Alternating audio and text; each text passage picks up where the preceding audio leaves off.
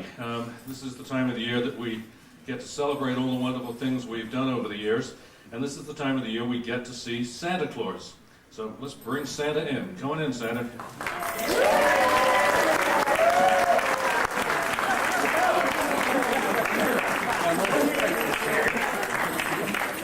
Does Santa need a microphone?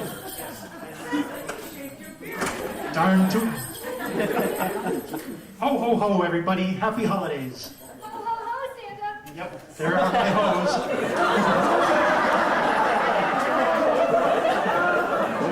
I didn't mean that. That just slipped out. Really?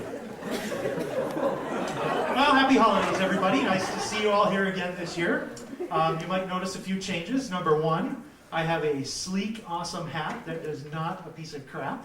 My expression. That was one of my demands for being here this year. Another one was that I get a nice, real, decent beard.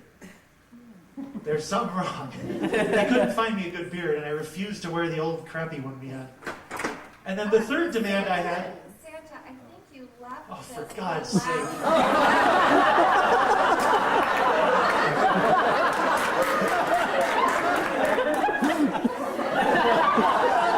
Santa's third demand this year was to get some decent elves for once.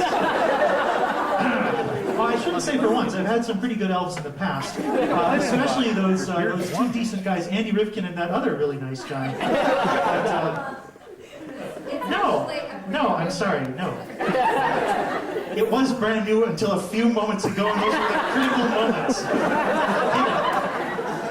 So, let's just get on with this show. So this is the point in the party where we give out the Goofy Awards. And to start with, we're going to present this award that I don't fully understand, I think. So there you go, that's not new. For all of you old enough to remember the Rocky and Bullwinkle show, Peabody and Sherman are going to transport you back via the Wayback Machine to the 3rd century BC, to the city of Alexandria and that great Greek educator, Eratosthenes. I'm sorry, Eratosthenes. Either way, is the image up there? Either way, our elves thought that you would need a lot of testosterone to show up for your first class dressed like this. You recognize this classy guy? I do believe it's Jonathan Linney, although I can't actually see the picture from here. Jonathan has one of the highest class enrollments at LPL, and the question we have is it a coincidence? No. Is Jonathan here? Jonathan Linney. He must be teaching. He is not here. Okay, this is good. We're on a good roll this year. So normally we present Jonathan with the 1999 Teaching Spirit Award and a laurel wreath, but if he can't even show up for it, he doesn't deserve it. Oh, okay, no. Santa's being mean. Okay, he does deserve it, really. We'll give it to him later. Yeah.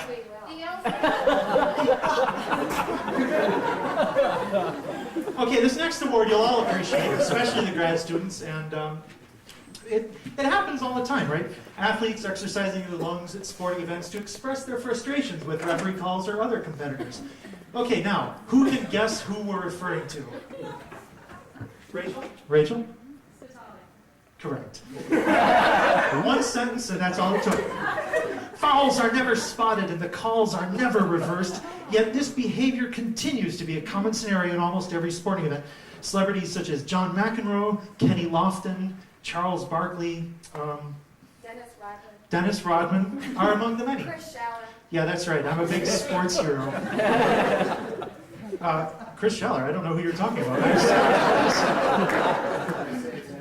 Yeah. It's always the one who retaliates that gets penalized. Well, here at LPL, we too have a celebrity who took matters into his own hands while playing soccer.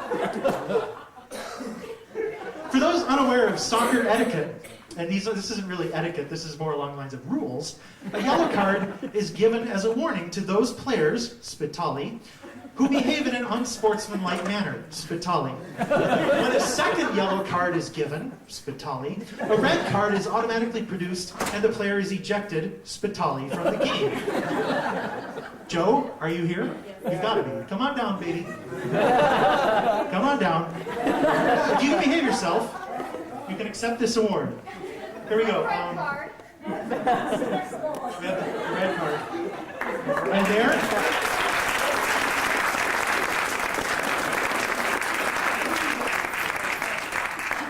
You have something to You say? have a different story?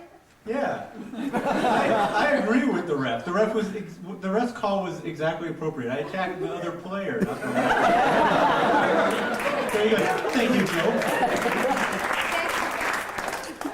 Okay, and while we're on the subject of balls, and this was something Selena wrote, not me, it's time at last for the most hated of awards, the Ball and Chain Award. Except that it has no ball, and it's really just a chain. Although it does have a cute little ankle cuff. Anyway, That Santa has tried out. Anyway, the Ball and Chain Award, as you know, is traditionally given to the grad student who has had the longest tenure here at LPL. It's sort of an incentive to get your butt in gear, graduate, and then get rehired as support or research staff.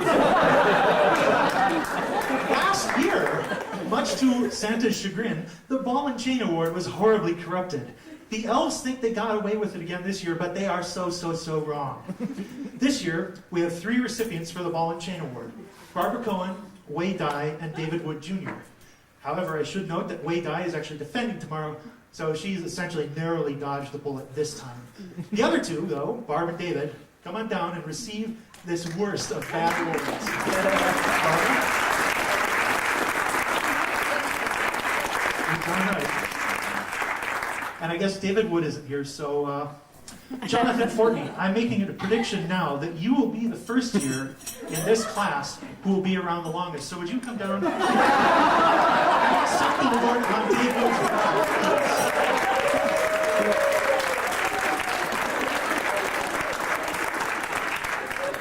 Thank you, sir. No, not really. Not much offense. Not me. No comment. Okay.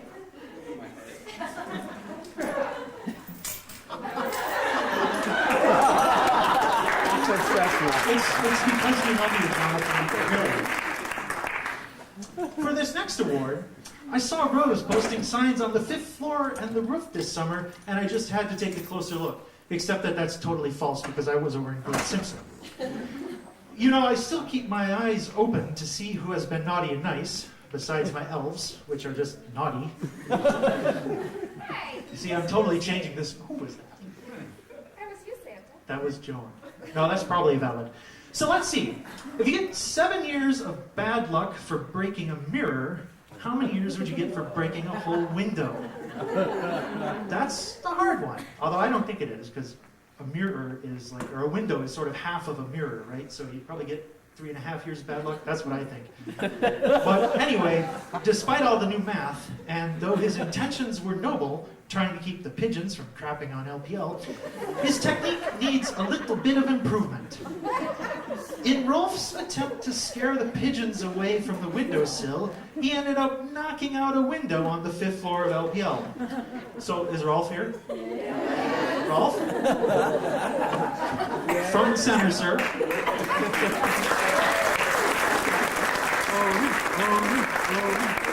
we go. Let's hear it for Rolf. This year, we're doing something to change your luck. Here's your very own horseshoe. That is actually a horseshoe. Thank God. To ward off any bad luck that might be waiting for you after this ordeal. I don't. Probably. Assume it is. Congratulations, Rolf.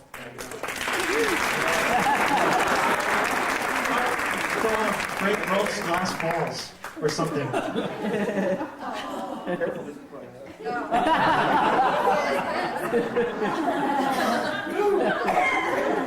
guess it's I daren't look.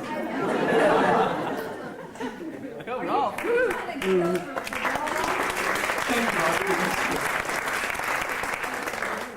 For this next award, my notes here say, "Do you see what I see?" music, but I don't hear the music. Do you see what I see? The holiday music was great again, don't you think? Especially the mariachi band. That rules. They have a little song for you too. It starts out like this. You're going to start it. I'm not singing. We have to sing this one too? Okay, I'll do it. Up on the rooftop, reindeer pause. And why did they pause? Because what to their wondering eyes should appear? No, not a miniature sleigh. Not a tiny reindeer, because of course they were the reindeer. What in fact they saw were two potential LPLers kissing and, according to the notes, fondling each other on the LPL rooftop. What a sight. Made my reindeer blush, except for Rudolph. His nose is always red. The reindeer and I, and observers from Optical Sciences roof, could hardly believe our eyes, especially because I didn't actually see it. We immediately contacted our LPL perverts, elves, but not soon enough for them to catch the action. Thank God. No, you didn't. I'm editing on the fly here. Now we have to leave it up to everyone's imagination, which is probably a worse idea. And that, by the way, runs rampant at LPL. The imagination, not the bad ideas. Good ideas, rampant imagination. So who could it be? There were the obvious choices, of course. Larry and Nancy Lebowski, Don and Ann, Dolores and Rick, perhaps any number of the said students. But they all had alibis. There were only a few people in this building with keys to the roof. No. So in theory, that would narrow down the mystery somewhat. Here is LPL's most wanted description of the pair. Male, short, stocky, dark-trimmed glasses, and very little dark hair. Possibly a heck of a lot of bright hair. I don't know. I can't tell from this. Female, short, stocky, long, reddish blonde hair. Anyone answering this description and wishing to turn him or herself in should come down so we can stop guessing. Does anyone dare admit to this? No. In the past, we've had an Invisible Person Award, but this year our award will go to the infamous couple on the rooftop, whomever they may be. Well, whoever they may be. So no one's actually going to accept the award. There. This part of the thing is over. Sorry,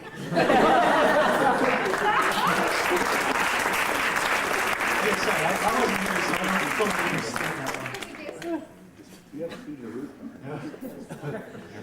Well, this next award is for an LPL grad student, unlike some of the other ones, I guess. The LPL grad students have done a lot of different types of research in the past, but here's one subject I don't think has ever come up in a journal paper or colloquium at LPL. Andreas, if you would come down, please. Apparently, Andreas has gone where no other LPLer has gone before, so to speak. Into the bathrooms to check out why the bathroom on the third floor, coincidentally the one closest to Drake's office, Mike Drake's office, not to be confused with all the other Drakes, has the only soft toilet paper in the building. Curious. For those of you who are interested in carrying on this research, please see Rose Griffin at the business office after this event. I believe she has the toilet paper cataloged by floors. So to Andreas Eckel, for your diligent research, we are giving you the Mr. Whipple Sharon Award.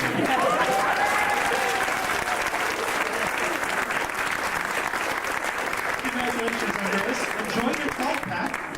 You'll probably have to carry it with you because you'll never see it used here at the university. Another grad student award. This is amazing. Well, I see. Actually, this isn't for the grad students. It just says grad students as like the 8th word. But anyway, that's 2 words. I see the entrepreneurial grad students have finally found a way to make a profit with Brockfest and to humor the faculty as well. To those who attended Brockfest this year, you were probably entertained by some of the faculty taking turns getting dunked in the dunking booth and loving it. Brockfest guests paid to have the faculty and other LPLers get dunked. Well, as you can see, okay, you can see, Bill Boynton made the most wanted dunked with Jay Malash, Rick Greenberg, actually says Rich Greenberg in the notes, totally different story, Rick Greenberg, Tim Swindle, and Rolf Bode, and Bill Hubbard not far behind. What the faculty won't do for a laugh. Here next year, the faculty will actually pay to get dunked so they can be higher up on the pole. Because it's an important part of being here. What good sports they all are. Will all of you please come on down? We have some awards for you. That would be Jay. Bill is Bill here? And Bill Hubbard. Rick Greenberg, Tim Swindle, and Rolf. Again, another award for Rolf. What we have here, ladies and gentlemen, are inflatable arm floats.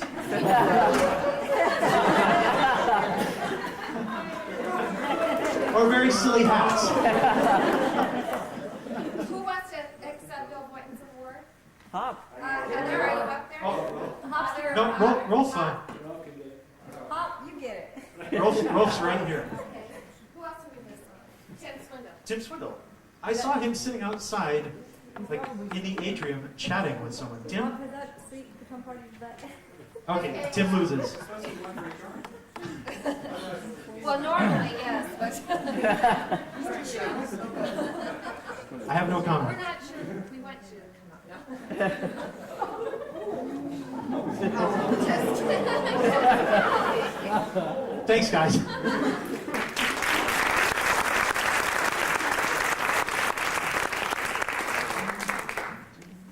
Oh, here is a new award with an old storyline. You all know that hardly a year goes by here at LPL when we don't have a horrible field trip mishap. Last year, our own head and director, in order not to be outdone by his grad students, tried to float his Jeep down the river. Maybe you remember that 40-minute videotape we showed. Well, this year we're giving an Evel Knievel award to the daredevil that survived a careening trip through the Canyonlands wilderness this past spring. Although the vehicle had only minor damage, his driving skills and conservative reputation took a major hit. It seems like this year's winner tried to play pong with his U of A vehicle through some deep, narrow, and exceedingly hard rock formations. I don't think that's actually how it worked, but that's okay. The cliff opening was so tight that the mirrors on both sides of the vehicle swung back and it shattered the driver and passenger side windows. What a fantastic explosion. That's what we like. This is the same reason I don't have windows on my sleigh. That, and I also don't have a roof on the sleigh, so windows would be sort of extraneous. This year's Evel Knievel Award goes to our very own kamikaze professor, David Kring. Is David here?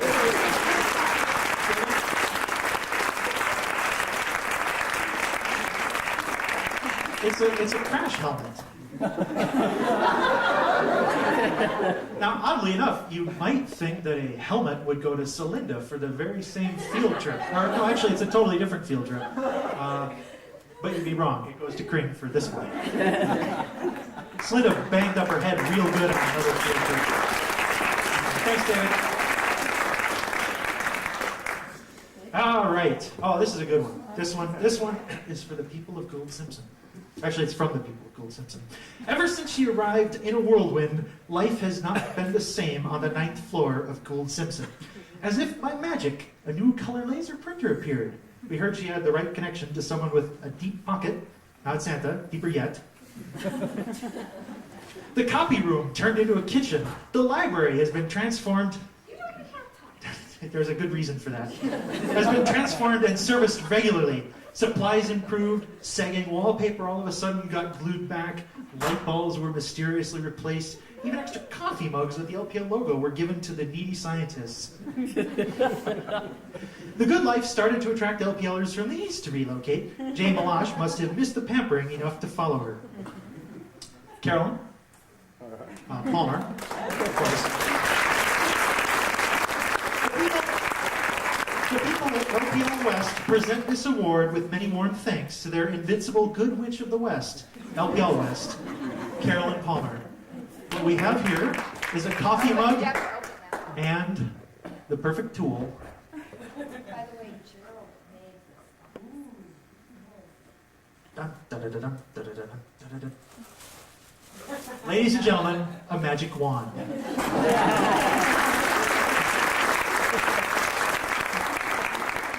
And a mug that says, To the invincible witch of LPL West, warm thanks from Chris Warm Thanks Christmas, 1999. Yeah?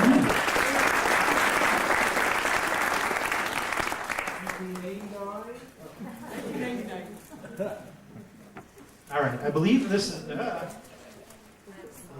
believe I'm being evicted, so I'm gonna go stand over here. This is going to be a very long trip for a punchline, but it will probably be worth it. So for our final award, on a more serious note, and I mean serious, in light of the recent tragedy with the Mars Polar Lander, okay, and the tragedy with the equipment up here,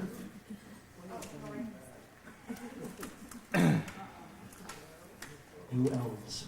New elves. New elves. Although Noreen's being pretty good. She's the only one who really deserves the angel hat.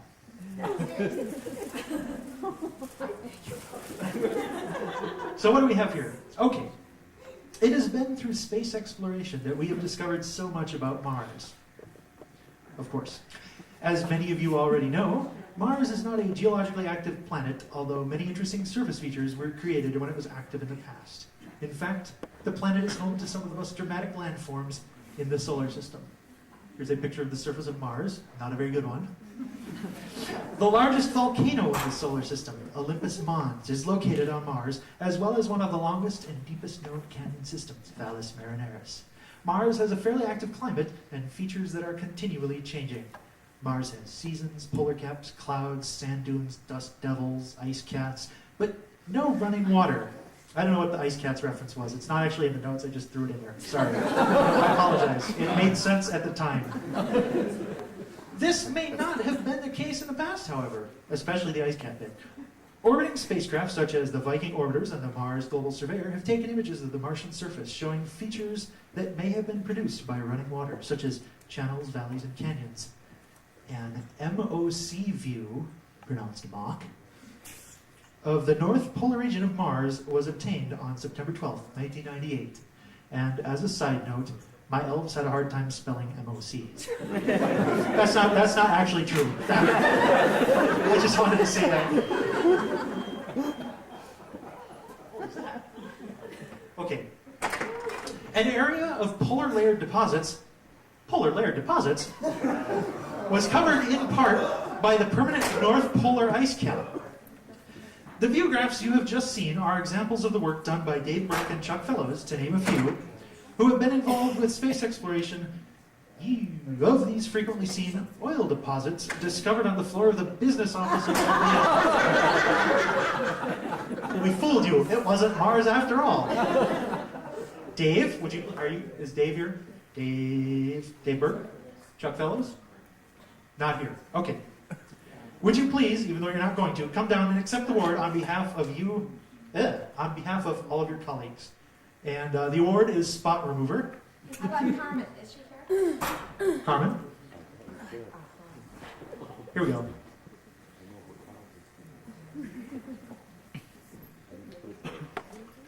I'm just a messenger. We don't shoot messengers here. And there we go, ladies and gentlemen, the Spot Remover for Mars.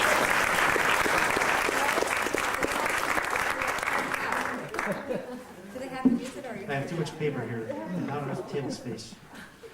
Oh, well, okay. Well, Santa has to be making his rounds. I hear the reindeer pawing on the roof, anxious to go. I guess I don't. It's either that or those lovebirds are at it again. Hopefully I won't get caught up in all the chicken wire in the gantry. So ho ho ho and happy holidays, everybody. And I believe it's time to turn it over to, do we go with the faculty first or the postdocs? Faculty. I'm going to guess that Bill Hubbard is in charge of the faculty stuff.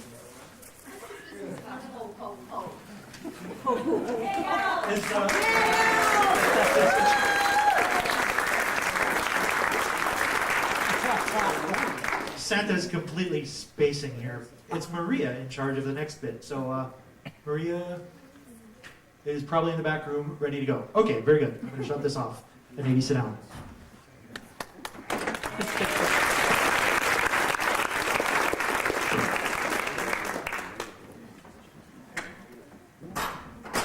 Oh, she'll tell you.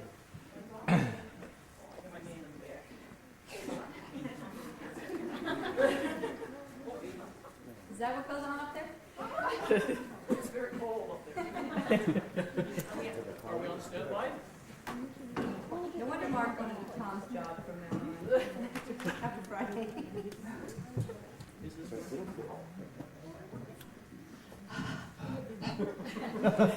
Breathing, nothing more than breathing. Oh, God. Left him for Santa do here.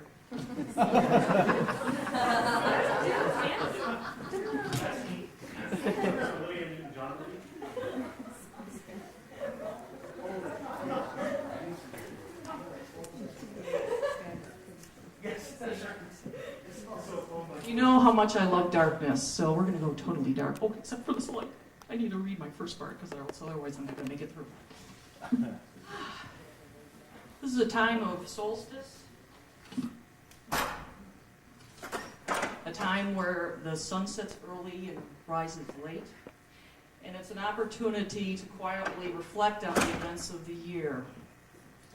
This has been a very, very difficult year in many, many respects, and I just simply want to wish us all well. And as difficult as this year was, there were a lot of wonderful things that happened. Now this is full of wonder for me. It's like, what are these guys doing? I go outside, I see these guys, and it's, they're, trying to measure something up there. They're looking for some object out there in bright daylight. Just like, okay. But I know what Joe's doing. He's got Fig Newton cigars for us, because he just had a son, and so we're celebrating that. And I work up on the fourth floor, and all of a sudden, there are babies to the left of me. There are babies to the right of me, and I'm getting a little nervous. So I went into Mike's office and said, Mike, you gotta move me. Either you gotta send me back to the basement or something. And you know what he does to me? He does this to me every single year. Maria, you need a little sensitivity training. Okay, Mike, I'll go for a little sensitivity training.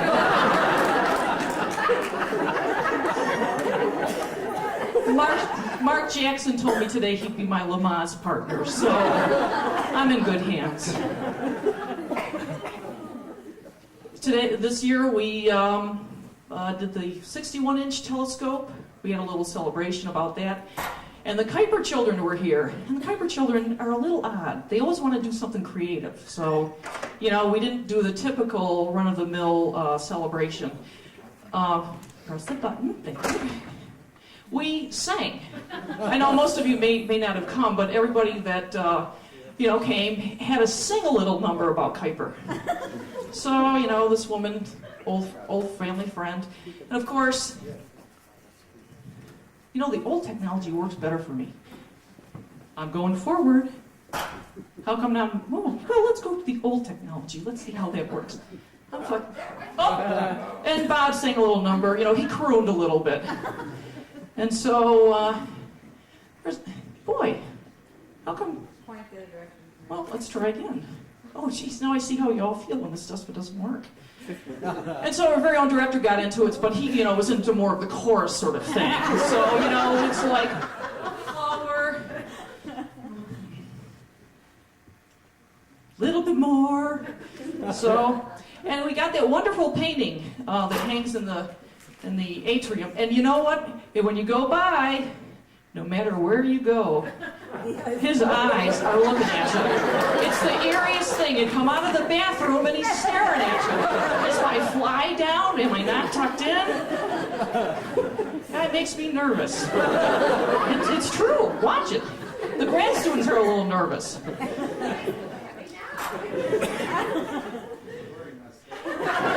And another wonder thing that people have been wondering about is, what is Bob Stram going to do when he retires? Well, he is going to have tours of the 60s from his office.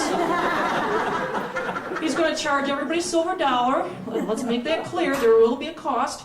He's going to show you the lovely colors of the 60s.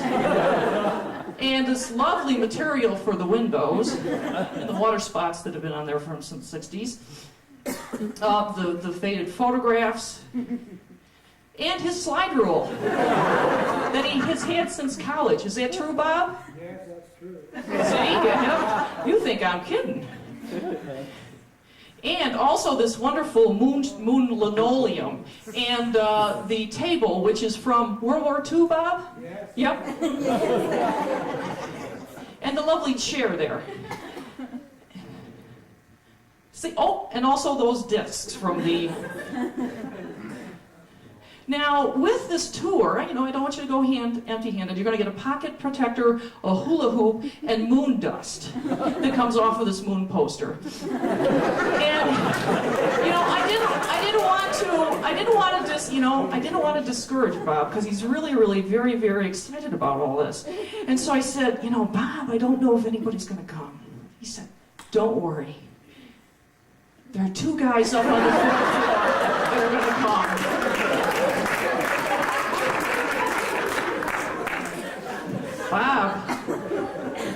Bob, there are only 2 guys. They got a van. They pull up. So Bob's going to go into the tour business. Well, you know, I've been up on, you know, Space Energy Center, and I've been doing my own research. And, you know, I'm looking at the planets and all that sort of thing, and I wonder what the next slide is. We'll find out. Oh, so I did some research. So I went to the web and I found a reference. Men are from Mars and women are from Venus. So, well, this is good research material for me. And see, you know, Mars, if you go back, I love this. If we notice, this is Mars. Men are from Mars. Venus. Smaller planet. Biggest volcano, biggest canyon. Sounds like a Napoleon complex to me.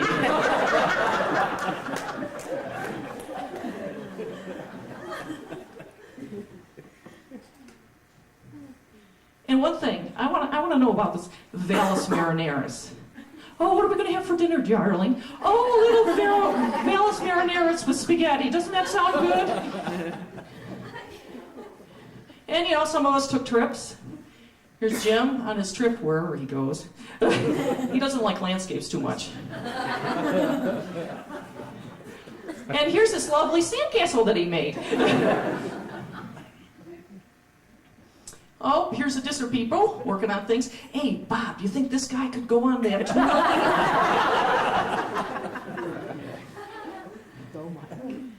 Well, I gotta roll my finger or something.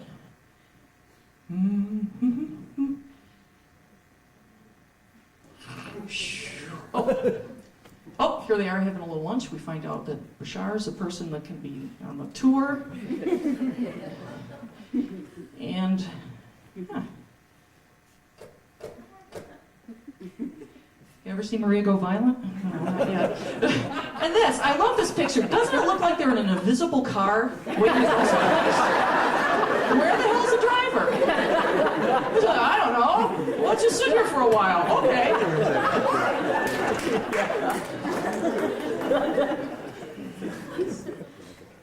Oh, yes. Doesn't it look like they're looking for contact lenses? Here's one of the grad student outings. And so Jay Malash is out there teaching all the students. And you know, he told me he worked with looking at UFOs in a scientific manner, and he said that he didn't find any evidence of this. But you know, this may be a compass that he's using, but I'm a little skeptical because I've never gone on one of these. So, you know, he's showing these landforms and all this sort of stuff, and I'm getting a little nervous because I see an alien. Yes, it's an alien. It's true, and he's going to sacrifice a grad student. So this is just a warning for the rest of your... And see? And whatever happened to Dave Trilling, huh? You had to wonder? Yeah. And here's some just wonderful photographs, and Jason Barnes took these. Just out on the road, happy campers. Oh, this is the, they've given up doing the automobile testing. Now they're working on the gravity experiments again. That looks like a UFO to me. Yeah, I thought so. And Jonathan just happened to stop by at one of the campfires to give a little talk about theory. He's showing up everywhere. Oh, just a wonderful little photograph. Oh, this was the year that the Kring became Professor Kring. And most of you know that he'll be working with me up in the Imagery Center. Dave is so neat. I like Dave a lot, but he's so neat. And it's so incredible. You know how neat he is? He actually keeps his files in alphabetical order. I can't believe it! So I think we'll have a lot of fun just... Well, actually, clean up my act, probably. Oh, here's Jeff from Space Watch with some data, just on the fly sort of photograph. Oh, here we have LPL Meet Yourself. Bagelettes, please.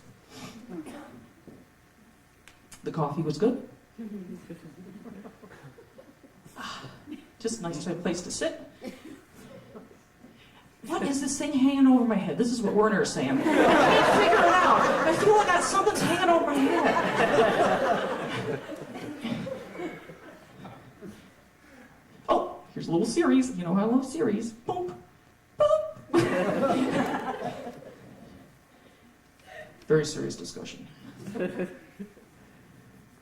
I could be serious. Watch Tim. He is not going to believe anything anybody's going to say. I don't care what you say. He is not going to believe it. He doesn't believe this guy over here, and he's not going to believe Marty either. Yeah, right. Oh, I don't know if you've been hearing some kind of strange noises from 213 downstairs, but all of a sudden one day I saw this tongue of paper coming out. And it's Bashar with his printer, which he loves very much, as you can obviously tell. Not that day, but... Oh, we also have Christmas spirit.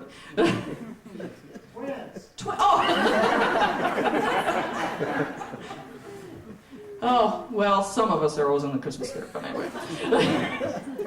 Hey, there we go. We're in Lynn's office, where we find some of our generosity. So thank you all for those that donated. And we made the papers. And I made some pretty crappy photographs of what was on the paper. But Larry is in focus. Notice, in focus. Won the Carl Sagan Award.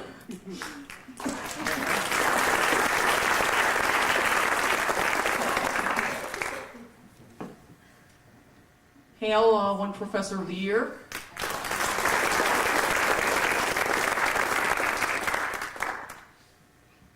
The Girl Boys.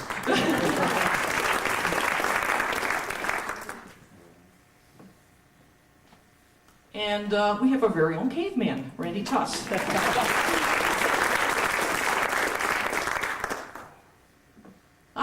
Here we have Dyer Little, who has, become what his name is. He's slimming down and he's looking great, so congratulations. Oh, baby! Congratulations! Oh, I found my pen, by the way. And there were Wendy and Laszlo. Were engaged? Are engaged? How do you say that? And Jonathan, I hate to pick on you. I really do. But you're standing by yourself a lot. Here's Jonathan, waiting for a group. And here's Jonathan in a group.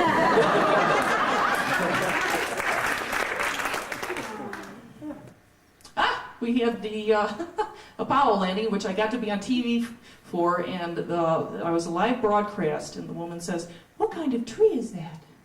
And I'm there, "It's a beautiful tree." It's a sycamore, by the way. Okay, I learned my lesson. Here's Nancy.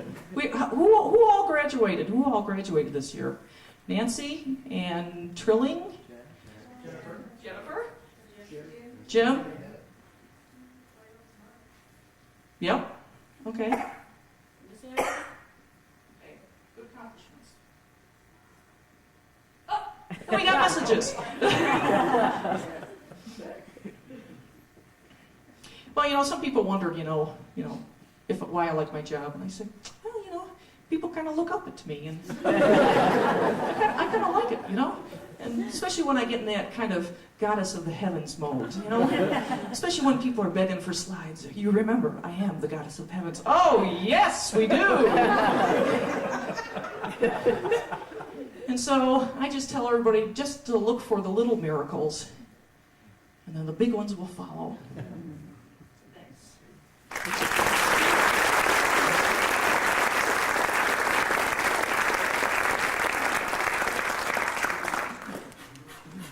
Is it okay? I know I can get your approval.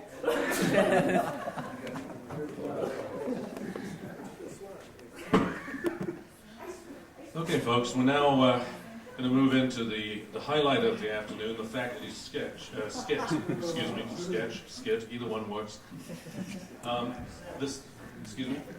SNIT, faculty SNIT, right. The setting will be my office.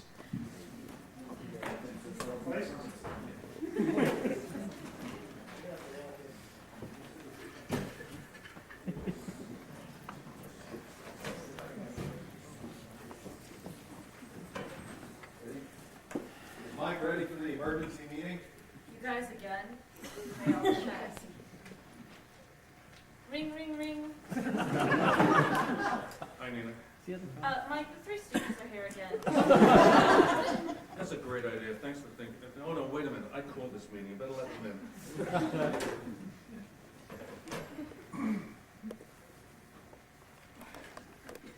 Hi, guys. Okay, we've called this meeting of the Ad Hoc Space Committee because of the severe space problems that we have here in LPO. Here's what's going on. As you're well aware, the dean, who did such a terrible job this afternoon, has scheduled us for a possible building expansion in 2005, and he's completely forgotten that Cassini arrived at Saturn in 2004. So we've got an enormous space crunch coming up. And what we need to do here is brainstorm some possible solutions. How bad is the problem? Well, Randy, we've got about 11,000 square feet.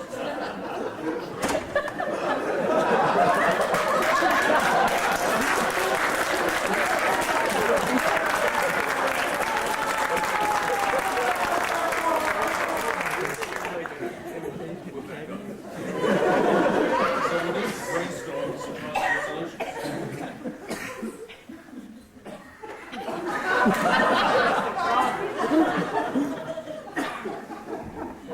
Well, we have about 11,000 square feet in the Kuiper building, and the problem is Bob Brown plans to hire 512 people for his Cassini BIMS experiment. Carolyn Porco plans to hire 1,024 additional people. Add them all together to existing personnel, we're going to have about 5 square feet per person. Now, unfortunately, it looks like these numbers are right. I mean, once you deduct the faculty space, which has got to be at least 500 square feet per faculty, the wet bar and all the lazy boy take all that. It's really unfortunate. Wait a minute, guys. Before we get too deeply into this, we need to agree on the kind of units we're going to use for office space. So Good idea. first, 1 student. This is a small unit, sometimes called a postage stamp. English equivalent is 1 square inch. Sounds good so far. 2, 1 postdoc. This is a modest unit. The English equivalent is about a square yard. 3, 1 drake. This is a large unit. The English equivalent would be about 1.4 acres. 4, 1 Boynton. This is a very large unit. The English equivalent is approximately a half a square mile on each of 3 levels. And finally, 1 Porco. This is a variable unit. It starts out small, but it grows exponentially. And if you squeeze it, it doubles in size just for break your legs. However, should Cassini fail to get into orbit, this unit will spontaneously transform to 10 to the minus 3 drakes. I think I've got this straight now. Let's see if this makes any sense.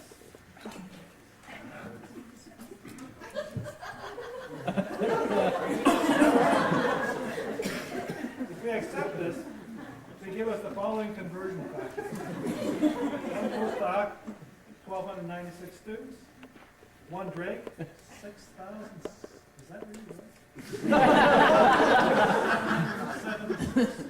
Theorist, Randy. And then Boynton, I believe this one, 686 Drakes. And then one we got Porco. Maybe you can read that one. Are we agreeable to these units, guys? You know, Bob, you mentioned the unthinkable, the possibility that Cassini might fail to get into orbit. You know, the mere thought of that makes my hair fall out. Well, you know, Mike, these things can happen.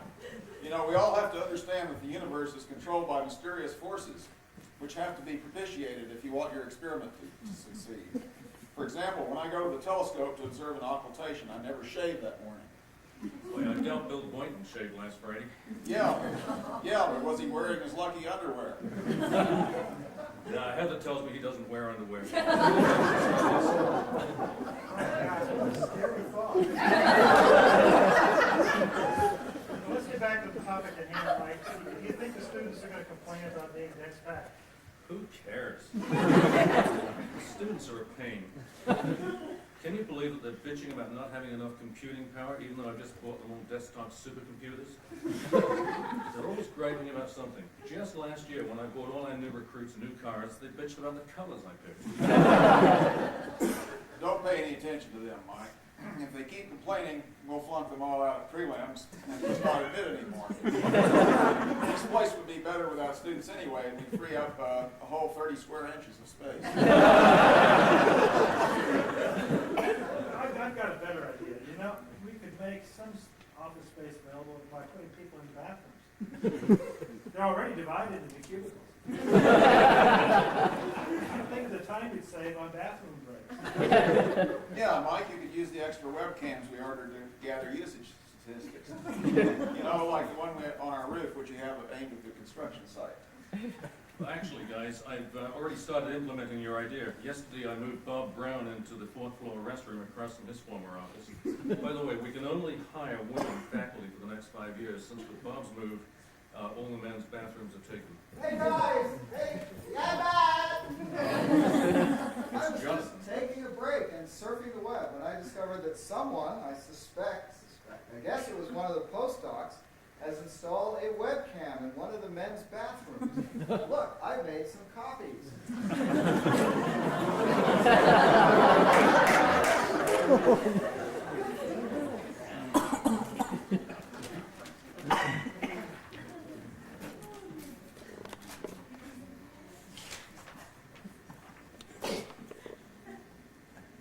Well, that's not very much. That's just the ordinary website. Anybody on the university can click and there it is. The construction project is right there. What's new about that? But wait, Randy, there's more. More, you say. Well, there it is. Just think, anybody on campus can click a website and see this, and it looks just the same. And there are 2 cameras. Oh my goodness.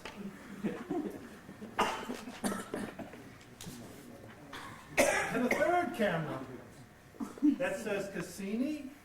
Oh my God, it's already taken place. What do you do when your friends from JPL click on the site?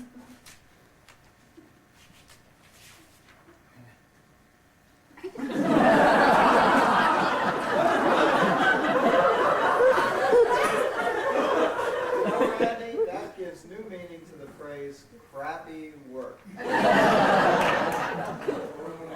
I bet we'd be able to fit at least 1 or 2 more others in there with him. You know, that's one of the things I like most about this place. When I say jump, people jump. Especially the wonderfully compliant faculty around here. Okay, guys, thanks very much for your input. I think I've got enough to solve the problem. I'm going to be sure to implement all of your suggestions, just as I always do.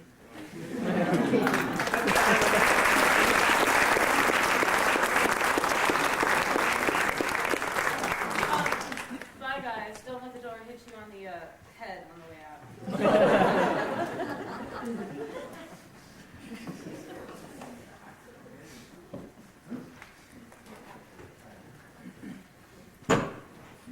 now the student skits, no, and postdoc skits. So I'm turning it over to, this looks like a troubling bunch, a troublesome bunch.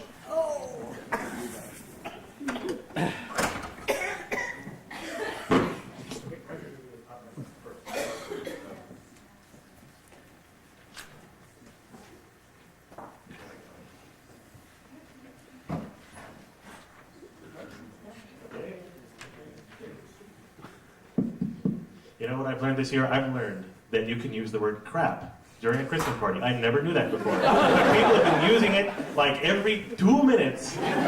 So maybe I'll just say it again, crap.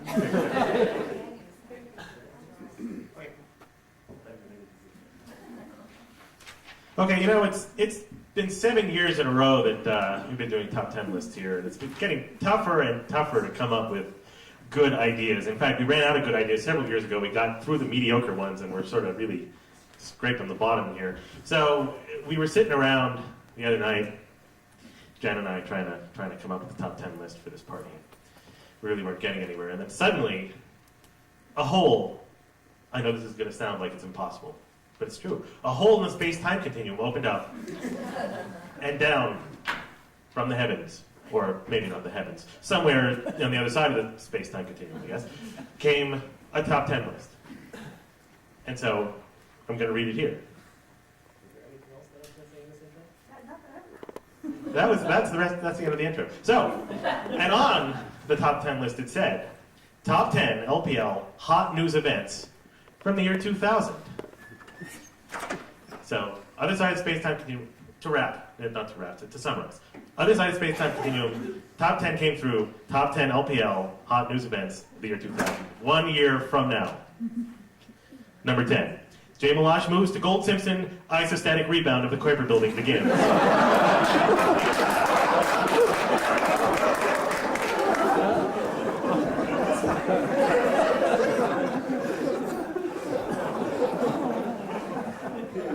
Well, at least there's one good one right there. Number 9, Don Hutton shows no sign of retiring. Not actually that funny. It's not that surprising. I mean, you know, he said that. Number 8, Office space crunch due to incoming graduate student class of 37. So you might have to redo that conversion you guys were working on there. Number 7, custodians were caught giving janitorial service to Uwe Fink's office.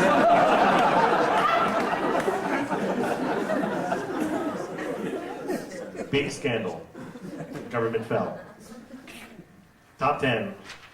I used to do all the Letterman stuff back in like 1993 when people used to watch Letterman movies. They're in my right hand. But, so just for old times. They're in my right hand. Okay.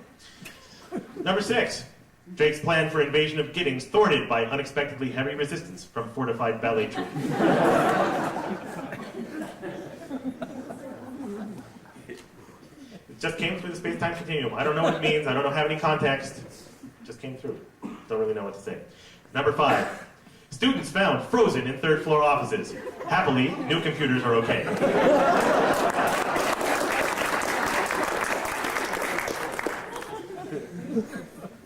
Top 10 LPL hot news events the year 2000. 1 year from today. Presumably, or sometime, I guess it could just be next month, but I'm assuming 1 year from today.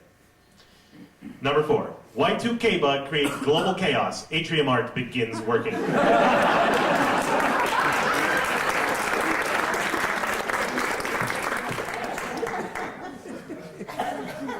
out of 10. 2 out of 10, 20%. Number 3, President-elect Trump asks Gene Levy to be vice president. Says he, quote, loved his work on SCTV. Some SCTV fans out there, like 10 of you, 15 of you, that's good. Hot news events, year 2000. Number 2, budgets revised and cut when it's discovered NASA accountants were doing calculations in English units rather than dollars and cents. Farthings, shillings. You didn't need that. Number 1, hot LPL news event from the year 2000. The last free parking space on campus was declared a National Historic Landmark.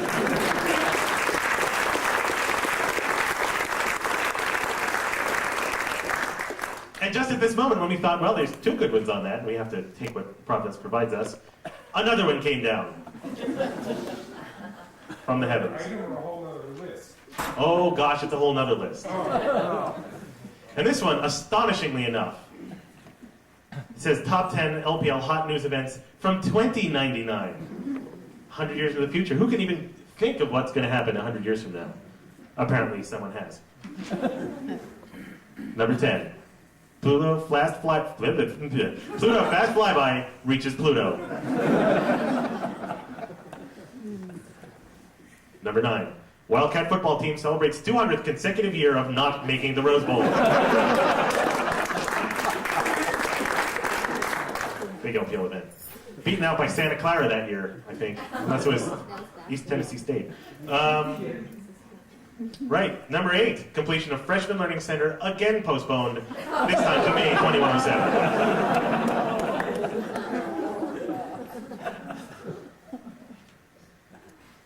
Top 10 LPL hot news events, 2099. What number am I on? Number 7. Number 7, LPL Department Chair Stefan Geisler Jr. finds last Easter egg on first day in Director's office.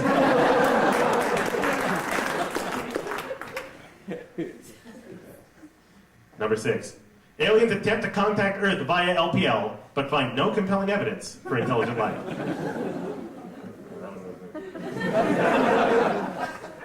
Space-time continuum. Drop around through. Can't take responsibility. Something George Bush. Can't take responsibility. Wouldn't be proven. Number 5. LPL mosquitoes attain sentience and are admitted to graduate program.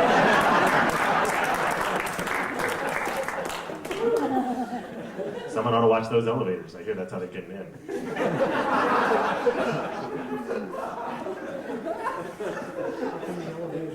Event number 4. The Amazon River project is completed. Tucson voters decide to use groundwaters from wells sunk to the Coromandel boundary instead.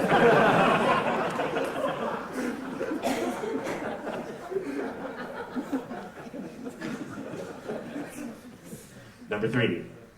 Interstellar probe launched using go-to-bed-style AI. Off Centauri flyby scrubbed due to scheduled downtime.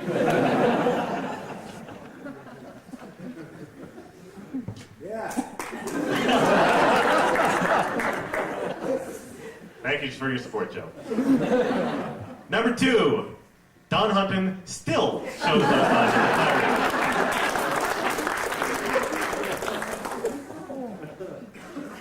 And the number 1 LPL hot news event from 2099, first LPL field trip to Mars considered a failure. Spacecraft were returned scratched and dirty.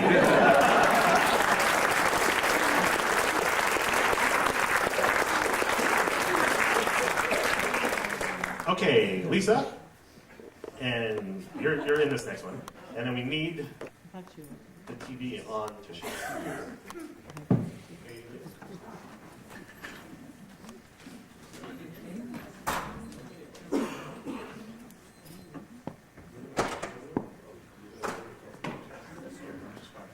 Oh yeah, yeah.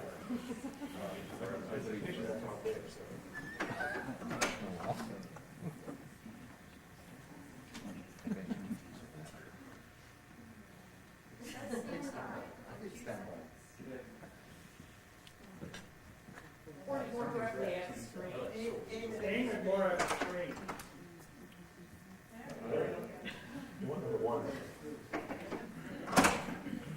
All right, this is the first attempt to use this computer for a skit, I think.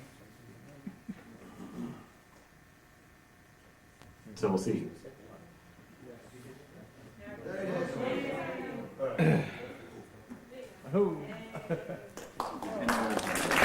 Thank you, everyone. Good night.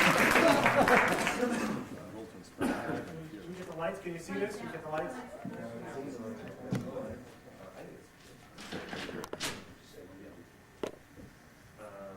All right, everyone close your eyes. You can't look for a second. Everyone close your eyes. Not ready yet. Not there. Not ready.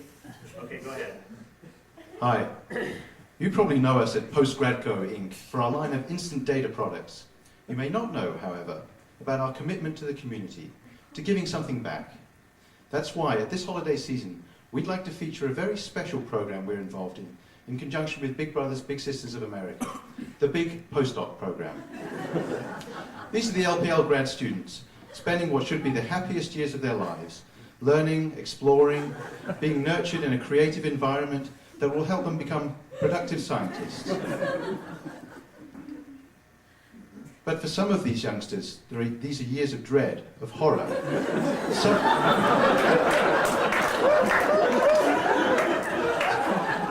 Some advisors ignore their students. Some mistreat them.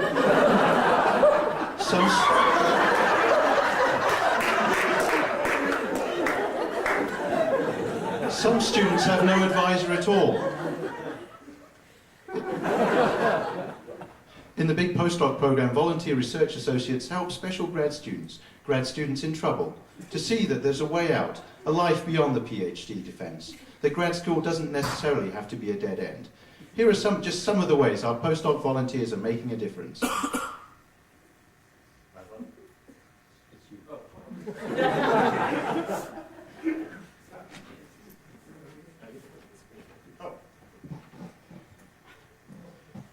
Okay, here I'm just pointing out that that's the place to concentrate. He's putting the effort into the right place there.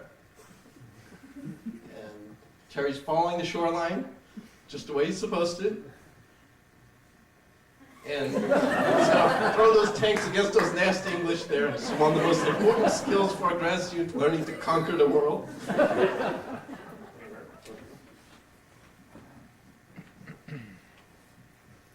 This isn't at all what I expected. There's some contamination on the sample, I bet. Kring's been a real slob ever since he got the faculty job.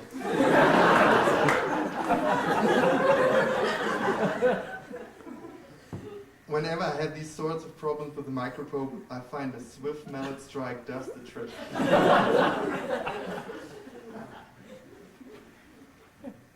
The new iomosaic is here somewhere. Here it is. So in the extended mission, we can focus in on this area. Oh no, did you get a paper cut from that nasty map?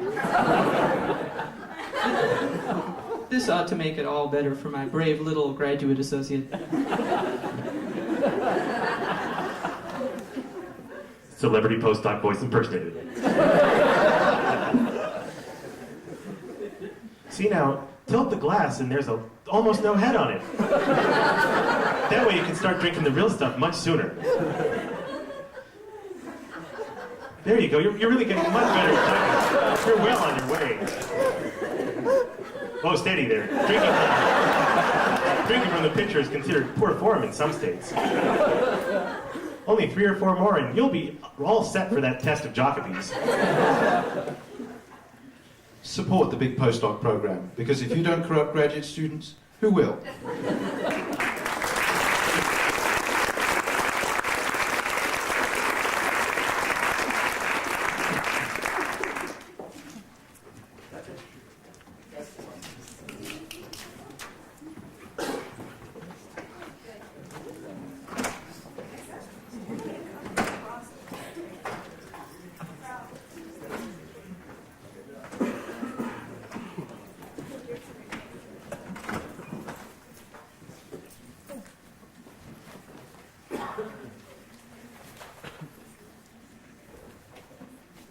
Happy New Year!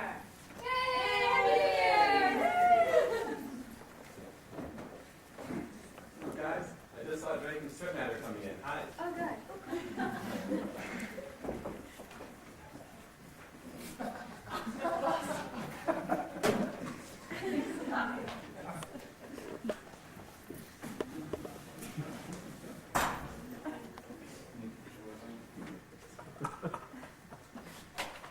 What you do with the know how to use the visualizer?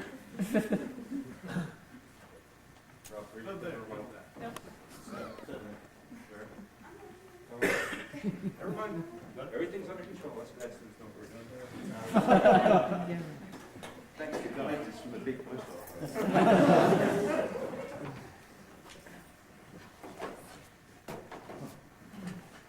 Thank you. I think you need one. I still don't understand why we have to have this meeting on New Year's Eve. We should be out drinking beer.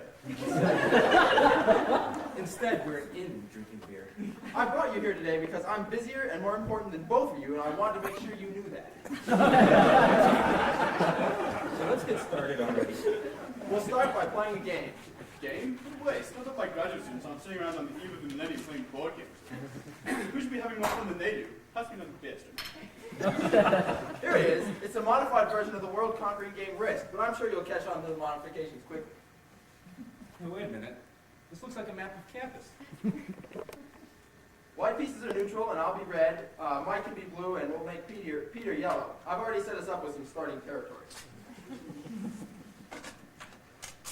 Hey, wait.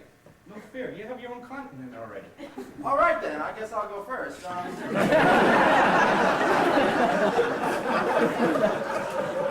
I own that continent, I get an army of 15 graduate students, which are equivalent to one postdoc.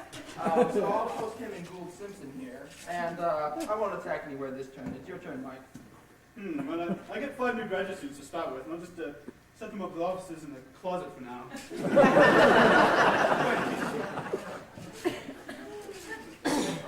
Well, I still don't think it's fair you get a continent already. But I'm going to take my 5 students and move them into the mall and attack you. Uh-oh, that's a bad move. You forgot that what was formerly the mall is now the muddy hole of death. You lose your students, and let's see, with my new armies this turn, I'll trade in my postdoc for a faculty member. Right. Ah! We don't have enough room. I'll have to expand over here to Giddings. I'll attack with 30 graduate students. Mike, I don't think that's a good idea. It looks like Neutral has it pretty well defended. That's why we're sending in the graduate students first. They're good for cannon fodder.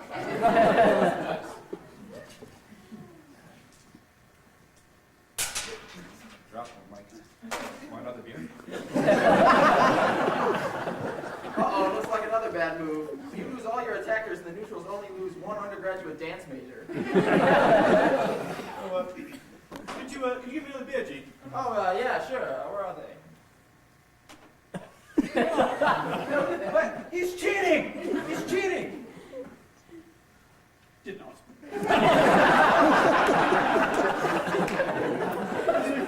Are you sure that I lost everything? It sure seems to me that I won with that roll. He cheated! Did not. All right, enough horsing around. Your turn, Peter. Okay. My graduate students, I'm going to attack Stewart Observatory. But Stewart's already yours. Precisely. There'll be no one to resist if I add on to my own building instead of taking up others' space. Well, I won't stop you. I guess you'll win that battle. I think I'll trade in my faculty member for a department head, I guess. Looks like there's nobody in Flanders. I'll move in there with my 5 new students. I think these students are way smarter than last year's anyway. Trying to move onto my doorstep without me noticing, eh? Well, I'm going to attack your graduate students in Flandreau. But Flandreau is useless to everyone. It's in such an exposed position. Why are you two fighting over it? Well, looks like we both lost that battle. Well, let's see. I guess with my new production, I'll convert my department head into a dean, and I'll attack everyone, everywhere, all at once with my dean. And see, now as long as I don't roll snake eyes. Oh, good. Well, then I guess I win everything. Wait a minute. This isn't even remotely fair. Don't be silly. It says right here in the revised copy of the rules that the deans have special powers. Well then, I'm glad we had this little get together. I hope you all learned something. Now, if you'll excuse me, I had an appointment that was supposed to start 10 minutes ago.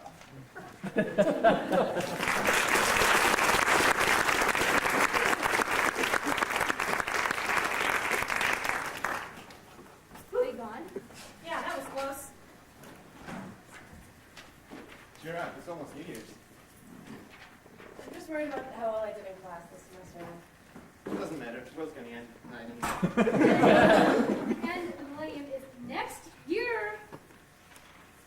If we're all going to die, and it's clear we're all going to hell, I wonder what's going to be like there. Well, we could be forced to stay someplace that is freezing cold and filled with blood-sucking insects. That wouldn't be anything new. I wonder what hell's going to be like for the faculty.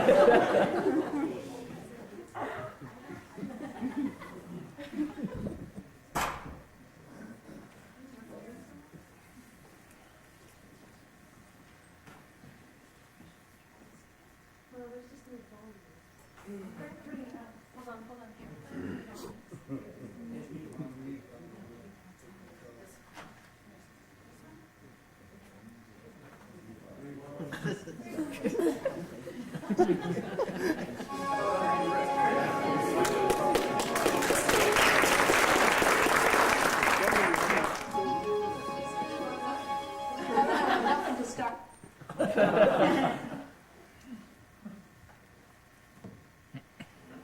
Have you heard the news?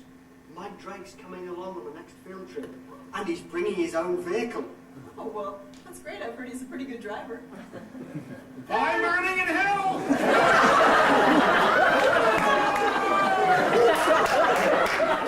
Stupid, I keep thinking we have to do this every day. Yeah, we only get a 45-minute lunch, too. 2 15-minute breaks. Now everyone hate this. Everyone knows why I'm slacking now. Hey Josh, check this out. Bob Pappalardo published this closed-form analytical solution to the three-body problem. Oh, wow. This is terrible! It's terrible!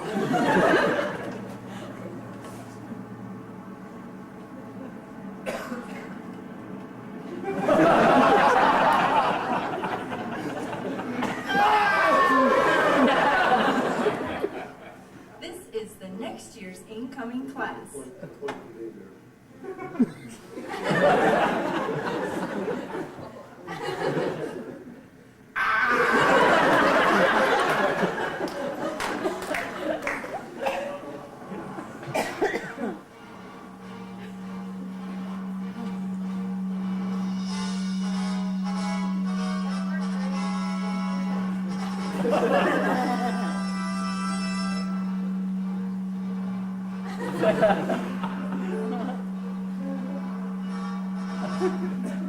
Oh, I'm burning in hell.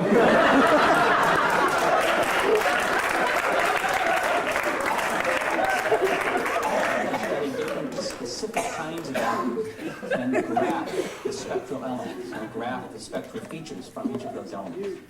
In particular, Where did all the boys go?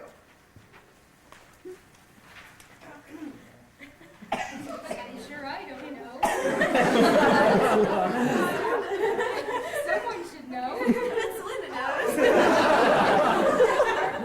Someone brought Star Wars Flight Simulator, so they're off blasting each other to pieces. I have a copy of Cosmo or something even better. I don't read it. Is that Cosmo? Yes, actually. Hey, it's the LPL Special Edition. Wow, hey. Oh, look, this is interesting. It's a quiz. It tells you where you belong in LPL. Read the questions. Okay. Let's see. Where do you belong in LPL? Are you the right kind of person for a faculty position, an administrative staff position, or are you just a grad student? Answer A, B, or C. Number one. When keep score. Keep score. A. When I wake up in the morning to go to work, I put on A, a nice shirt, skirt, and nylons makeup because I actually have to deal with people. B, a pink button-down shirt and navy pants because I'm the director. Also acceptable is a belt buckle from whatever mission you're on. Or C, 18 sweaters because it's -20 in Rome.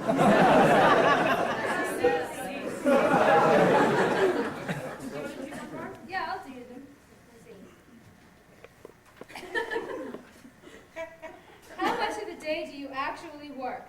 A, 5 minutes because I had to do a problem set, give a journal club, and grade 500 thought questions. B, 5 minutes because I was teaching and in a faculty meeting.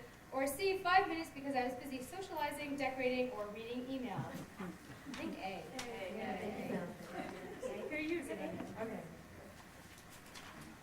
Alright, when I go to a conference, I spend most of my time A, embarrassing myself in front of possible future employers and ruining all possibility of ever getting a job. B, I don't go. Or C, drinking with old drinking buddies and heckling student talks. Or C. Someday. Jen, do you want to take number 4 there? Sure. 3B. the most important book on my bookshelf? Yeah, good. The most important book on my bookshelf is A, books. What's that? B, mine. C, Windows for Dummies.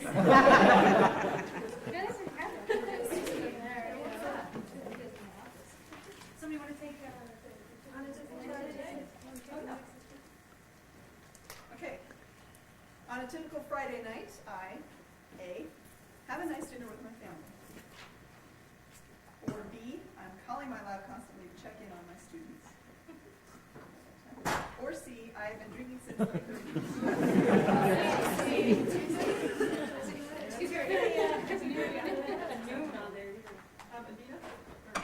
All right, my turn. The last thing I wrote was A, an email to sis, B, a grant proposal, or B, crime, holiday reminder memo. Email to sis. I do that like every day. Okay, the next question is, when I'm at an LPL reception, I'm A, scarfing as much free food as possible, B, schmoozing with the media, C, making myself useful. Oh, is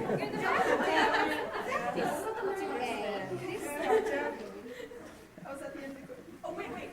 Read the article of Carolyn Porco's about why men suck. Oh,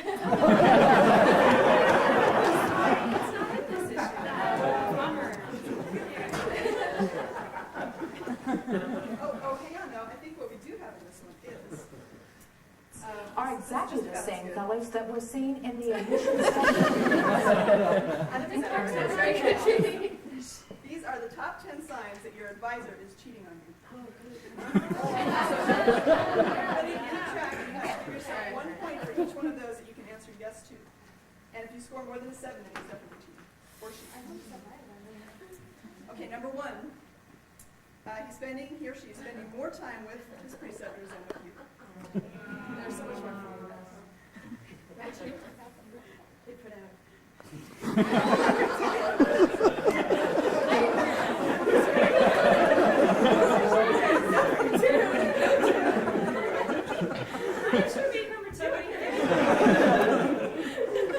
Number 2, the reason why your faculty advisor might be cheating on you, he claims to be working late at night, but you know he isn't there because you're always there. That's true. That's true. All right. Number 3, he's not as enthusiastic about your data as he used to be. Oh, man. Number 4, he smells like someone else's lab.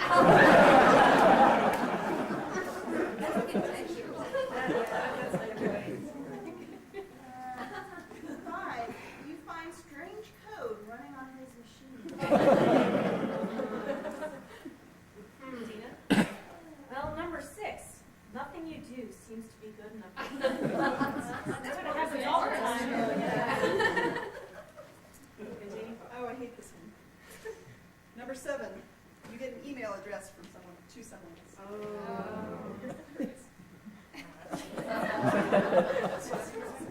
Yeah, here, number 8, there's someone's name in the acknowledgments you don't know. Finding out when it's already in print. And the first doctor is always the last to know. Right, number 9, reason why you might suspect your faculty advisor cheating on you. He always has a headache when you want to talk about why. That's like another ridiculous classic. Oh, this is the last one. Okay, ready? He just doesn't yell at you like he used to. Oh no, my advisor's cheating on me.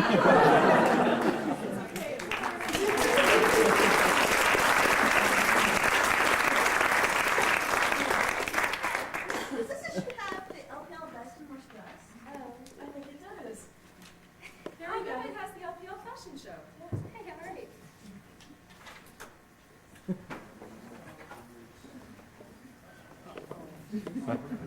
Show the sounds off there.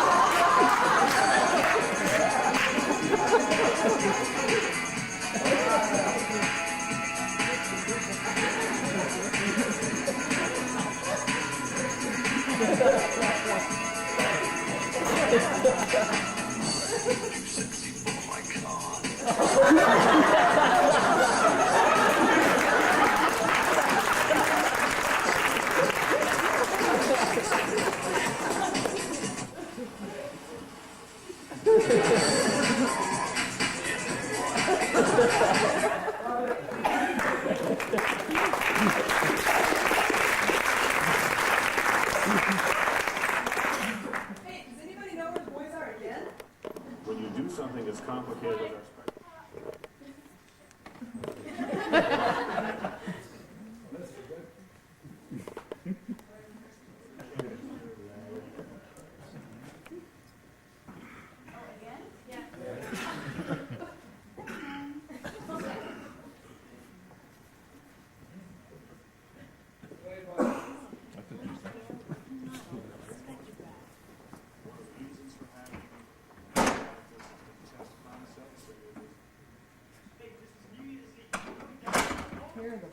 Look, I got this email from Bill Merline a couple days ago. He said that 25 years ago he buried a time capsule down here. And he wants us to find it. There's got to be a lot of cool stuff in there. How are we supposed to find it in all this crap? Let's go. Check everywhere if we want to. Hey, Dad, what do you suppose this thing is? I don't know. Check it out.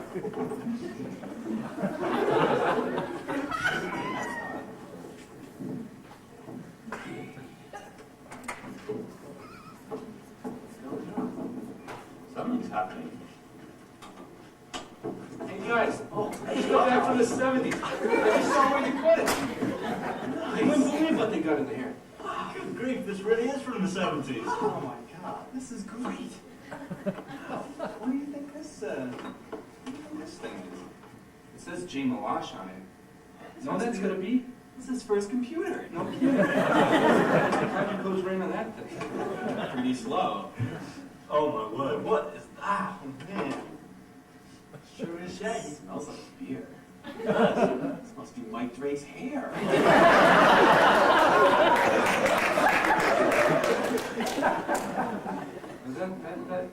This thing.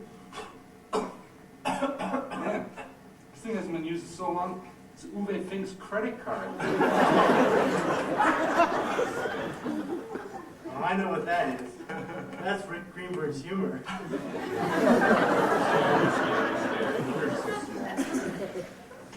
What's this, guys? Oh, you're not in that class. I think we'll need that for tomorrow, though. Yeah, Jockey's exam. That's how people used to get through that class. That's a treasure. Don't lose that. I'll keep that. Oh, wait, there seems to be something left in here. That looks like, that's Boynton's. Oh, it's Boynton's luck.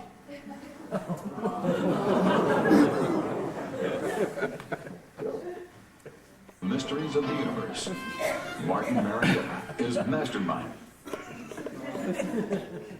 Hello. For the past 6 years, we at GradCo have been at the forefront of the burgeoning instant data products industry.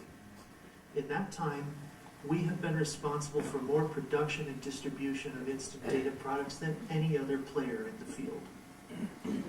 Well, this year, we're upping the stakes. That's right, GradCo is pleased to announce its new Instant Discovery Mission program. For a mere $165 million, here's what you get. You can partner with any of these to launch a spacecraft mission to any one of these spacecraft. You'll be able to fly any number of important scientific With this bold new program of faster, better, cheaper spacecraft missions, GradCo hopes to launch you, our valuable research customers, into the next millennium and beyond.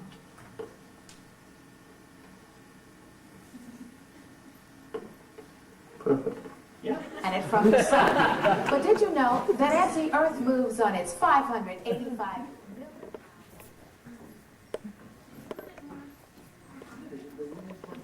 TV sucks. Let's play a game. Wait, you know, I found this in the underground storage will also be between solid ground. here and the planetarium. It looks a little weird. Faculty glue? I didn't think the faculty had a clue. I get to be Colonel Mustard. I want to be Mrs. Scarlet. Glue.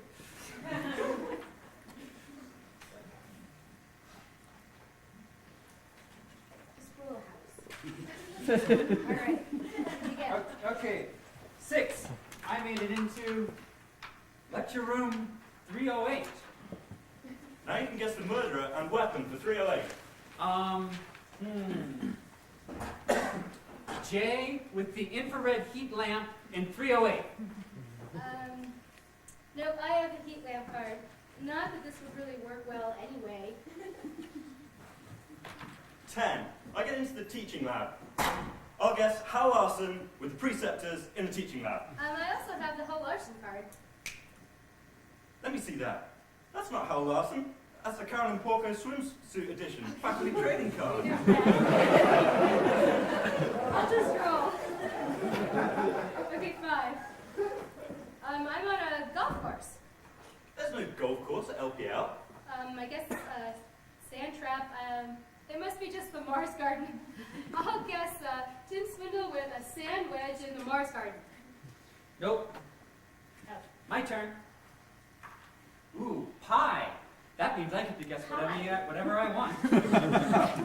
Tom Darrell with a near-Earth asteroid at Kitt Peak. Asteroids don't kill people. It's the shockwave and subsequent reduction in solar insolation that kills people. Well, that's 8. That means, yeah, I'm in Pat Romer's office. I think it was Pat Romer with a huge stack of papers. Hey guys, Dick Clark is on. Let's just wrap this up. Why don't we just guess who did it? Okay, I think it was Bob Strong with an arc lot in the Space Imagery Center. Mike with a Ukraine on Vesta. Uwe with germ warfare in his office. Change mine to Bob Strong with global resurfacing on Venus. What a ridiculous concept. Let's just see what it is. Lyle Broadfoot with the space shuttle in Gould Simpson? Who is that?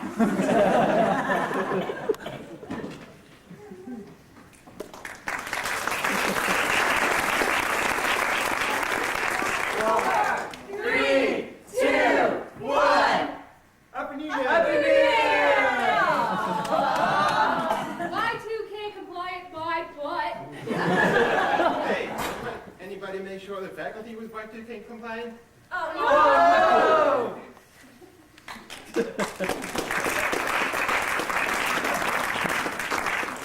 Locations within the universe, or whether it's a common. Erica, have those lines that line up with one another, that are congruent, if you will. Now, this congruence must be due to the sinking of land that used to lie in between. And it sank along an axis defined by a line of tectonic weakness in the crust. And by the process of equipartitioned sinking power, it sank at equal distances away from the axis and left the two outlines perfectly congruent to one another. All of these big round things, these are big volcanic calderas that were formed by giant explosives in the interior of the moon. So of course, when we presented the idea of the space shuttle to Congress, we made the point that we would be able to launch the space shuttle, each space shuttle orbiter, once a month. We expect to have 5 of them. We'd have 60 launches per year, each one carrying 60,000 pounds of payload, 3.6 million pounds of payload each year. Obviously, after a few years' experience, the cost of launching payloads into space would be down to nearly nothing. People wouldn't even bother to send a bill. Cheapest form of access to space ever developed by, or conceived of by mankind. Do we believe in the existence of Planet X? We have to believe in the existence of Planet X after all. We couldn't understand the orbit of Neptune if we didn't believe in the existence of Planet X.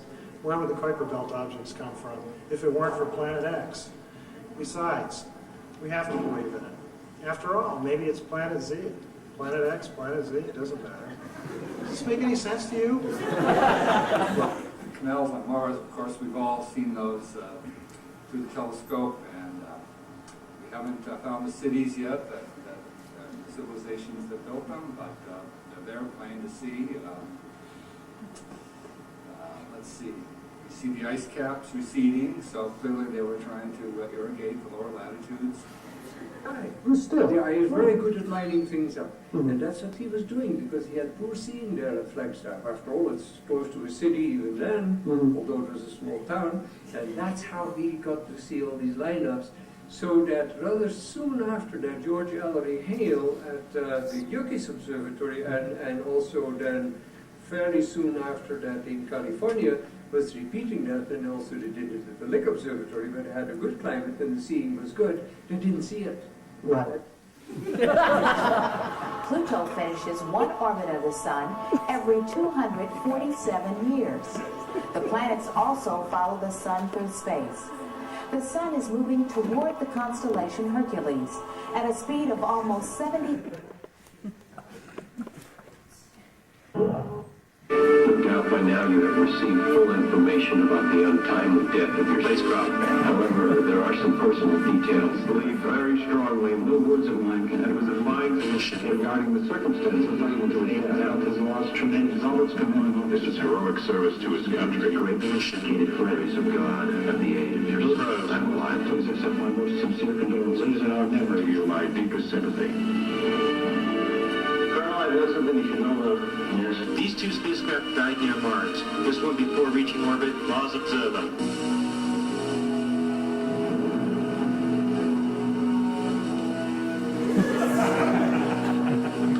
This one upon insertion. Mars climate orbiter.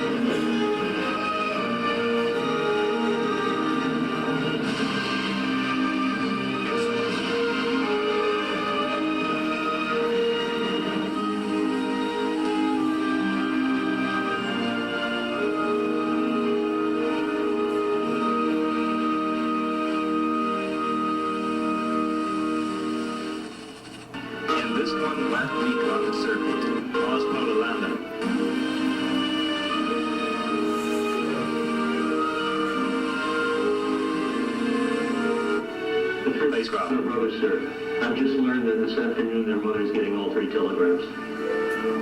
That's not all, there's a 4th brother. He's somewhere near Mars. We don't know where. I'm proud of this lie. We're going to send somebody to find him.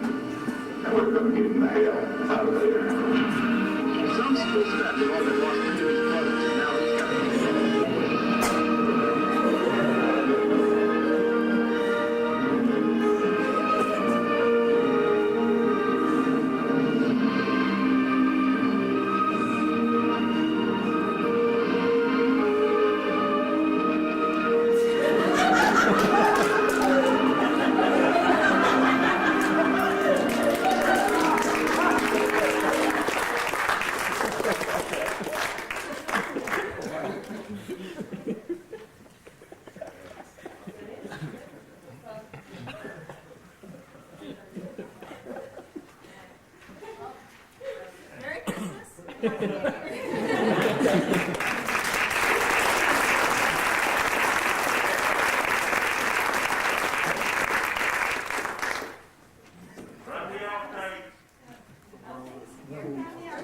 Who I am and what it is to be human.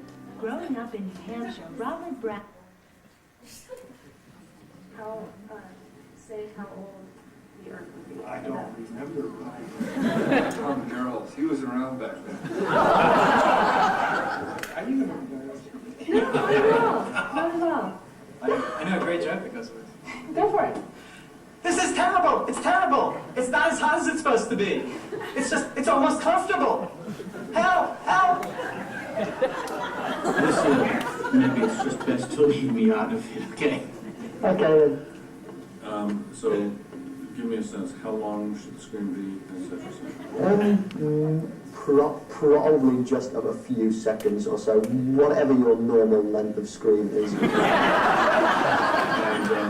just a look of fear, a look of pain, it's hard, you sweat right there. Anything. Is this going to be in a Christmas skit? No, never. Definitely not. So bad.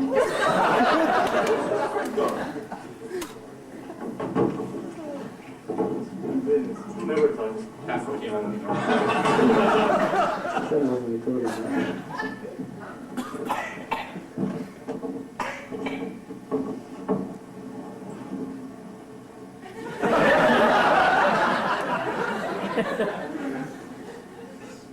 I know what happened to me.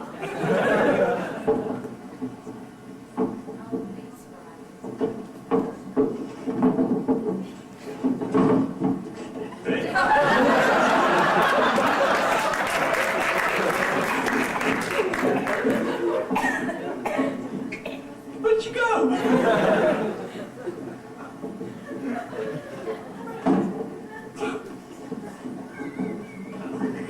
Oh, yeah.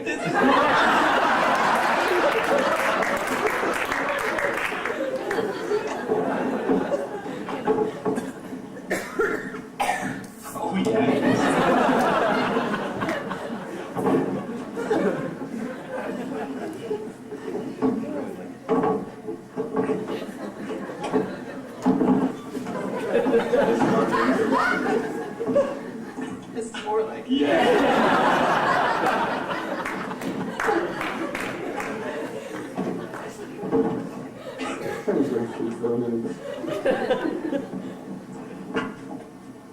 I've had enough.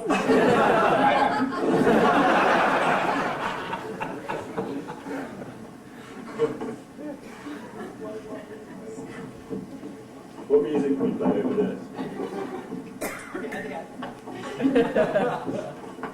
Just walk right here.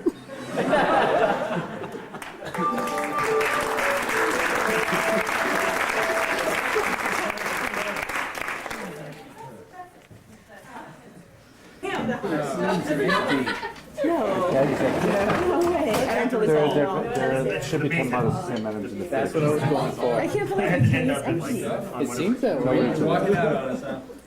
Wow, really? It's recording now. Tom's going to make shut up. Any more requests? Any other requests? I'm so glad that you guys. Friday. Oh, hey! Yeah, all right. Okay, sure. All right. This one is a true story. The psychopath. The postcard one? Oh, yes. That's the one. Postcard dude. We all know this one. You know what I mean. In your own time. Just waiting.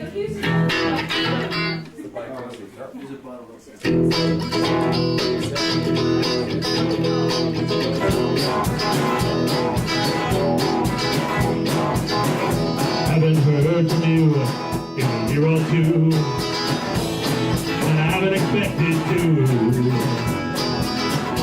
I've been keeping busy, got better things to do. Then you send me a letter, postage too. Well, postage too, postage too. The only time I ever hear from you.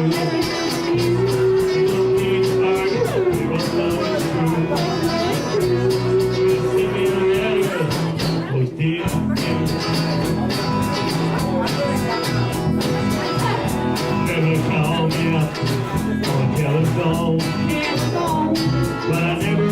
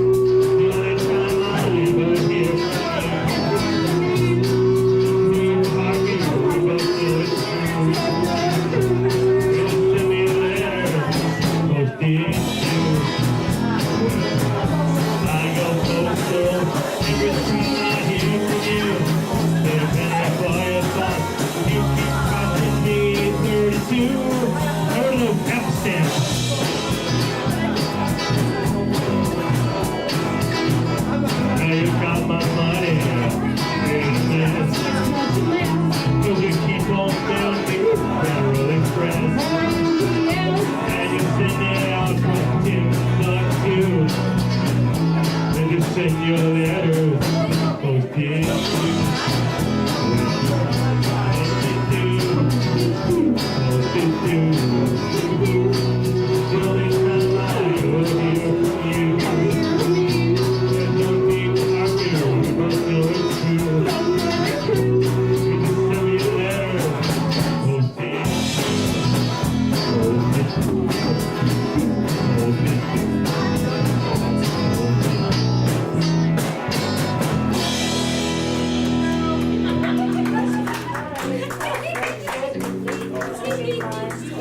You know, the funny thing is we've been playing this song for like 4 years, and Barb still doesn't know it, and I still haven't figured out a way to end it. All request Friday! All request Friday! Free beer, please. Wait, everything. Free beer.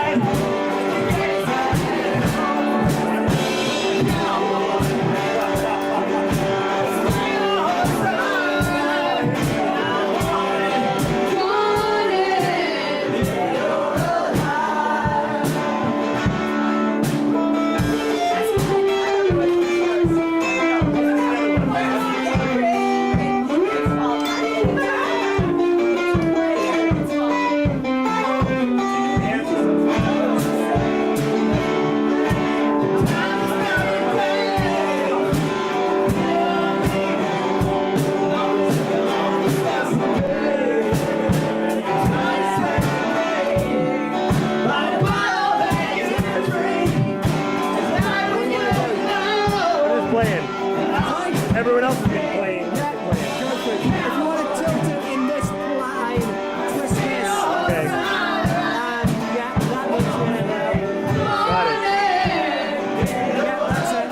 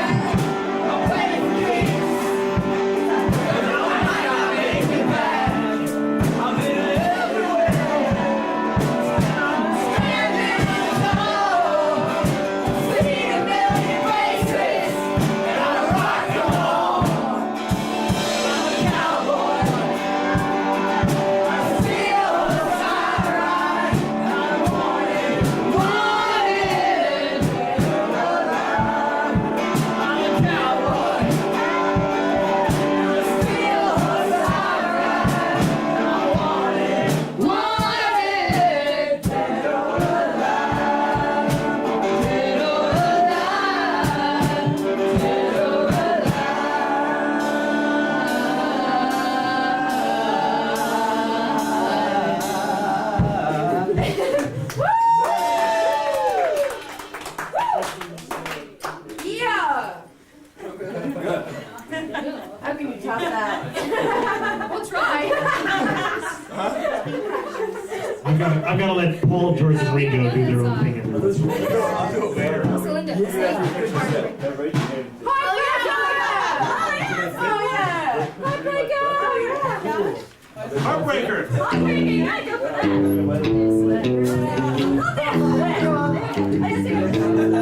You're embarrassing. She's underage.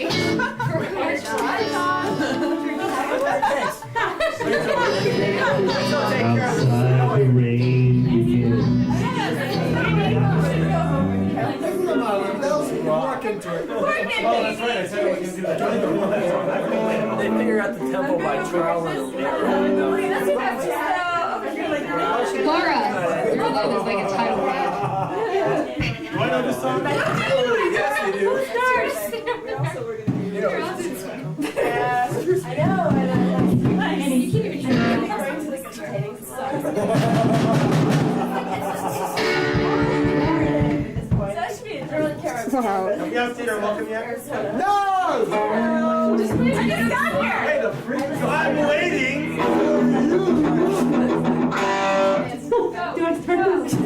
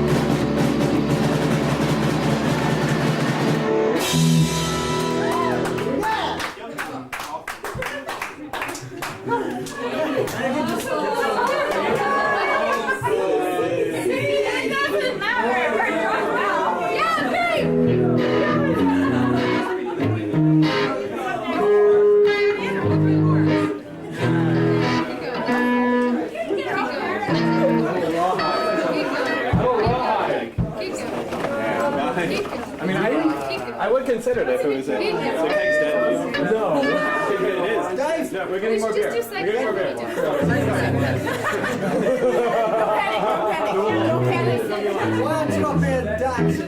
Okay, this is our last song. Unless I suppose there's some overwhelming desire.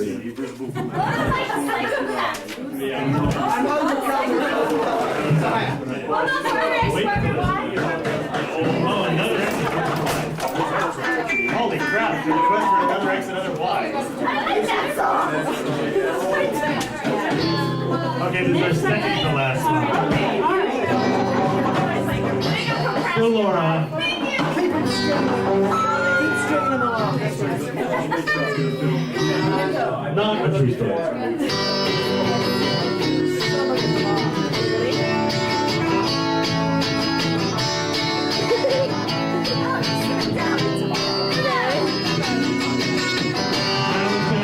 High school lad, I treated my girlfriend so bad. I made them get down on their knees, cause I wanted to do whatever I please. Now I'm in my ways, laugh, now I try.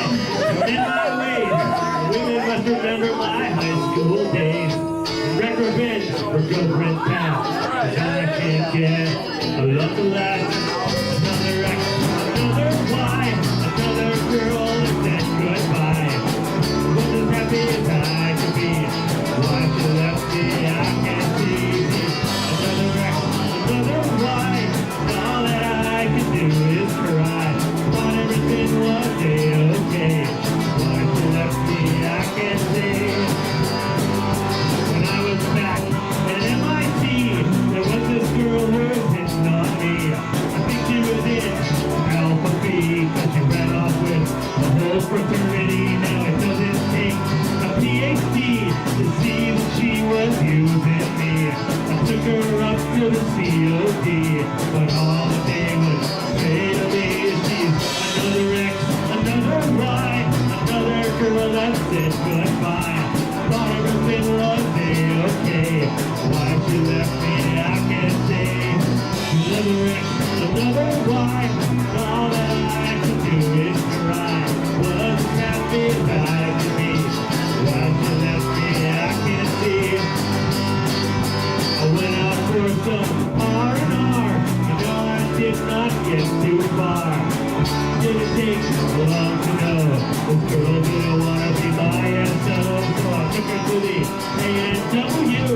Got in trouble, PDQ, ended up in such a mess. Had to send out an SOS. Now he's another ex, another why, another girl that said goodbye. Thought everything was okay. Why she left me, I can't say. She's another ex, another why, another girl that said goodbye. Was as happy as I could be. Why she left me, I can't see.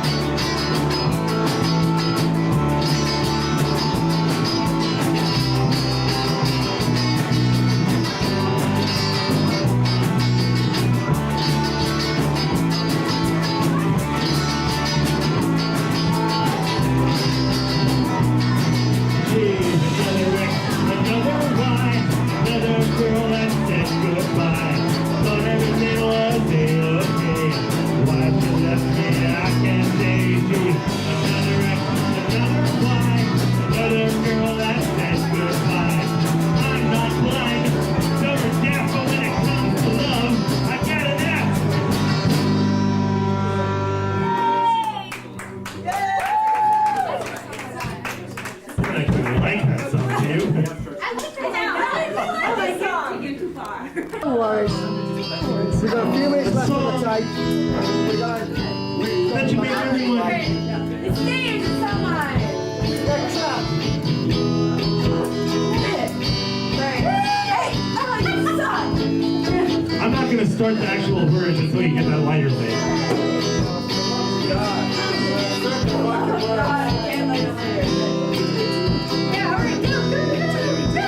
I have to wait for it to come around. There we go. Relax. When I was young, I was taught love was sweet when I was young. I wondered who I'd meet when I was young. Mom used to take me out back and sit me on her knee. Out by the lilac bushes. It was beautiful. You know, I haven't seen lilac bushes since then, but the smell of lilacs brings me back to this time. 10, 11 years old, sitting out back at the picnic table back in New York with Mom. I choose to say something you never can tell.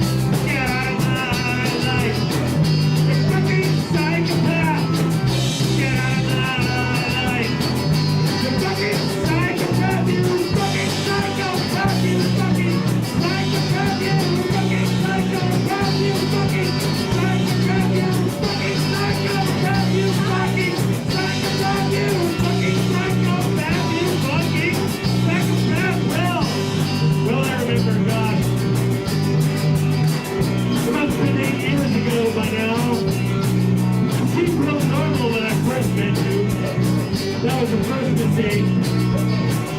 Kind of had this weird fake fur coat that he used to wear all the time. But other than that, it was pretty normal and seemed kind of cute. You know, and there was some steam closets together.